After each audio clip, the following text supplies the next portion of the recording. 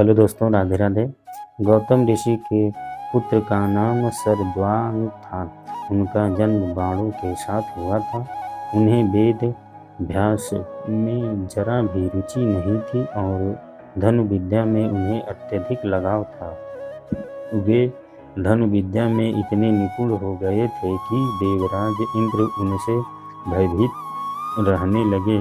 इंद्र ने उन्हें साधना से डिगाने के लिए नामपदी नामक एक देवकन्या को उनके पास भेज दिया। उस देवकन्या के सौंदर्य के प्रभाव से कृप नामक बालक उत्पन्न हुआ और दूसरे भाग से कृपी नामक कन्या उत्पन्न हुई। कृपा भी धनु विद्या में अपने पिता के समान ही पारंगत हुए। भीष्म जी ने इन्हीं कृपि को पांडवों और कौरवों की शिक्षा दीक्षा के लिए नियुक्त किया और वे कृपाचार्य के नाम से विख्यात हुए। कृपाचार्य के द्वारा पांडवों तथा कौरवों की प्रारंभिक शिक्षा संपन्न होने के पश्चात अस्त्र शस्त्र की विशेष शिक्षा के लिए भीष्म जी ने द्रोण नामक आचार्य को नियुक्त किया। द्रोण के साथ प्रसन्न नामक राजा के पुत्र द्रुपद भी शिक्षा प्राप्त कर रहे थे तथा दोनों में प्रांगण मैत्री हो गई। उन्हीं दिनों परशुराम अपनी समस्त संपत्ति को ब्राह्मणों में दान करके महेंद्राचल पर्वत पर तप कर रहे थे। एक बार द्रोण उनके पास पहुँचे और उनसे दान लेने का अनुरोध किया। इस पर परशुराम बोले, वत्स, तुम विलंब से आए हो। मैंने तो अपना सब कुछ पहले से ही ब्राह्मणों को दान में दे डाला है। अब मेरे पास केवल अस्त्र शस्त्र ही शेष बचे हैं। तुम चाहो तो उन्हें दान में ले सकते हो। द्रोण यही तो चाहते थे। अतः उन्होंने कहा, हे गुरुदेव, आपके अस्त्र शस्त्र प्राप्त करके मुझे अत्यधिक प्रसन्नता होगी, किंतु आपको मुझे इस अस्त्र शस्त्र की शिक्षा दीक्षा देनी होगी तथा विधि विधान भी बताना होगा।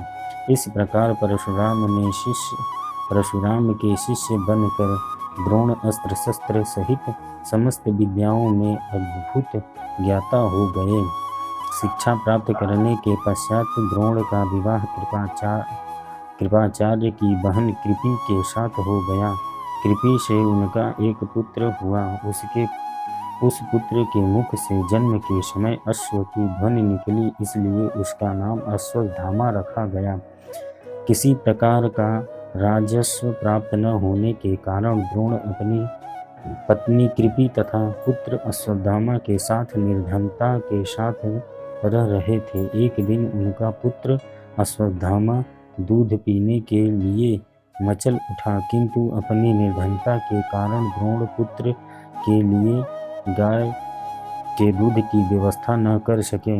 अकस्मात उन्हें अपने बाल्यकाल में मित्र राजा द्रुपद का स्मरण हो आया, जो कि पांचाल देश के नरेश बन चुके थे। द्रोण ने द्रुपद के पास जाकर कहा, मित्र, मैं तुम्हारा सहपाठी रह चुका हूँ। मुझे दूध के लिए एक गाय की आवश्यकता है और तुमसे सहायता प्राप्त करने की अभिलाषा लेकर मैं तुम्हारे पास आया हूँ। इस पर द्रुपद अपनी पुरानी मित्रता को भूलकर तथा स्वयं के नरेश होने के अहंकार के वश में आकर द्रोण पर बिगड़ उठे और कहा, तुम्हें मुझको अपना मित्र बताते हुए लज्जा नहीं आती? मित्रता केवल समान वर्ग के लोगों में होती है। तुम जैसे निर्धन और मुझ जैसे राजा में नहीं। अपमानित होकर द्रोण वहां से लौट आए और कृपाचार्य के घर गुप्त रूप से रहने लगे। एक दिन युधिष्ठिर आदि राजकुमार जब गेंद खेल रहे थे तो उनकी गेंद एक कुएं में जा गिरी। उधर से गुजरते हुए द्रोण से राजकुमारों ने गेंद को कुएं से निकालने के लिए कहा, सहायता मांगी। द्रोण ने कहा, यदि तुम लोग मेरे साथ मेरे परिवार के लिए भोजन का प्रबंध करो तो मैं तुम्हारा गेंद निकाल दूंगा।